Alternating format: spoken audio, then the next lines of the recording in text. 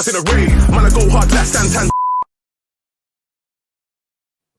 What's up, everybody? It's Krish here from Kop End Fracas, and it is Tuesday, May 4th, 2021, and it's time for the Daily Fracas. The Daily Fracas, where we're going to give you all the up-to-date Liverpool news in the past 48 hours. And in all honesty, it's been a little bit of a weird one because obviously there's not been no football this weekend for obvious reasons. We will talk a little bit more about that in depth on the Kop End Fracas main podcast, which will come out tomorrow morning on Wednesday. So stay tuned in to find out what we're here to say about that tomorrow morning. But I want to talk about, first and foremost, I want to talk about the social media blackout that the players did over the weekend. I think it's a really good, noble effort for what they did. They all banded together for one specific cause. However, I do kind of feel what next needs to come out of this. What is the next natural step to really come out of this? Because it's all well and good them all doing it, but I think there's been a lot of empty gestures across the board from organisations such as The Rag, the Daily Mail, other places that have deep-rooted racial issues kind of ingrained in their core, taking part in this when they're kind of exploiting young black footballers for making money, essentially. And it's just not right. And of course, there's also the aspect of, even though things have been going on this weekend where the players haven't been on social media, I've seen a few instances myself where they've been subjected to racist abuse, and I think we can all agree across the board, it's just not on. And sadly, I don't know what more they can really do in terms of helping eradicate it. There's only so much that Kick It Out can do, in all honesty, and a lot more stuff needs to happen from the top level, really, from the Premier League, from the FA, from the government, in helping stamp this all out. But it is a issue that is more at the core of a societal issue. So for what next for the players, I think they've done all they can, really. All they can keep doing is trying to raise awareness and just bring these things more to the forefront. More power to them, and we will support them in all the choices they make in regards to this issue going forward. Secondly, I want to talk about the Liverpool under 18s because they played against Arsenal in the FA Youth Cup on Friday night, and I sent out a tweet this weekend that on the Kop End Fracas Twitter account that the Liverpool first team haven't been the best to watch in 2021. They've been far from it. They've been quite abhorrently bad in some areas, but one saving grace for me in terms of watching Liverpool this season has been watching the under-18s put on that Liverpool shirt and bring out some fantastic performances. They triumphed over Arsenal 3-1, and they were fantastic in the game doing it. So I want to put a little bit of spotlight on some of the youth players we do have in the academy. We'll be doing a lot more about that as well in our Patreon show, the Kirkby Boys, which focuses on the Liverpool youth players and the development we've got there in the youth setup. So there's some fantastic players that you all probably know about at the moment, but I thought I'd just dig into a little bit more detail about who you can expect. So James Balagizi, I mean, he scored a hat-trick against Leicester in the last 16 of this competition. He's such a phenomenal talent. He's a mile above the rest of his peers at this level. He can play in the midfield free. He can even play further forward. So he's trained with the Liverpool first team as well, so it's caught the eye of Jurgen Klopp fairly quick on. So maybe he has a little bit of a part to play this preseason. Who knows?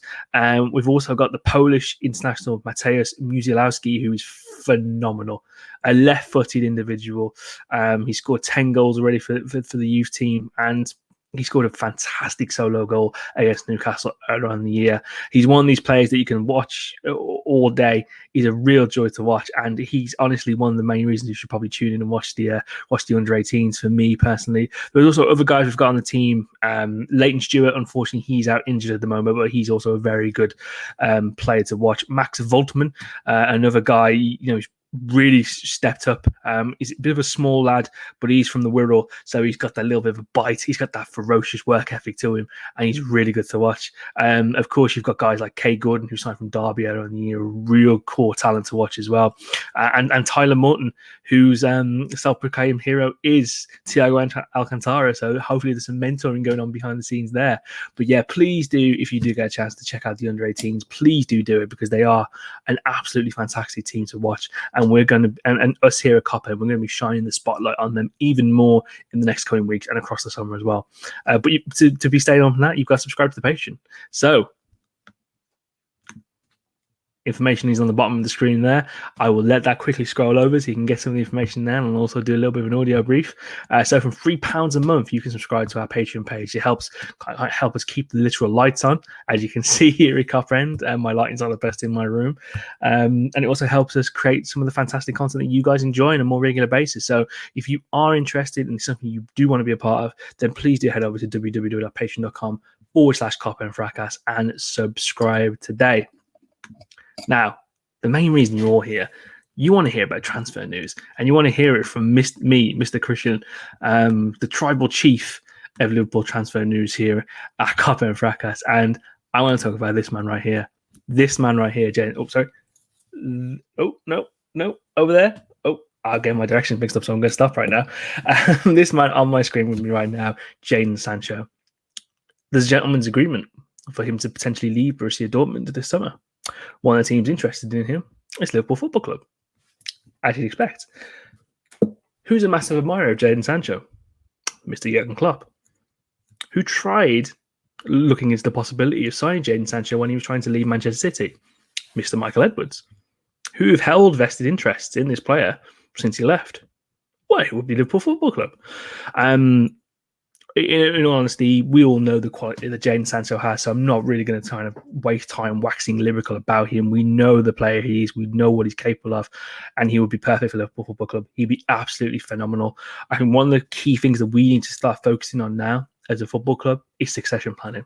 So when a Sadio Mane, when a Mohamed Salah do decide that they want to leave the club, we're in good hands. Then we've got a guy like Jadon Sancho that we can rely on to step up week in, week out and deliver. I actually think this transfer is very doable this summer for us, and there's a lot of key reasons why. We have a fantastic relationship with Borussia Dortmund, first and foremost. Second of all, Mo Salah and Sadio Mane will be going to the African Cup of Nations later on in the year, so they'll be missing for a large chunk of the season. And Mo Salah himself will potentially be going to the Olympics with Egypt. So there's a large portion of the season that they will be missing, and we do need some reinforcements.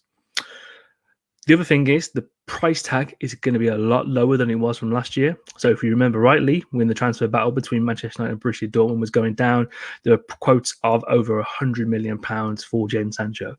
The price quoted now is significantly lower. So it's floating around 70 to 75 million. Now, will Liverpool pay that amount of money all up front for a player? No, they wouldn't. But creative accounting, there are players that we have that Dortmund have a vested interest in. Can there be some player exchange with money involved? Who knows? But as you know here at Kop End Fracas, we will keep you up to date with all the developments going on. But that's all I've got for you today, unfortunately. It's been a bit of a short and sweet one.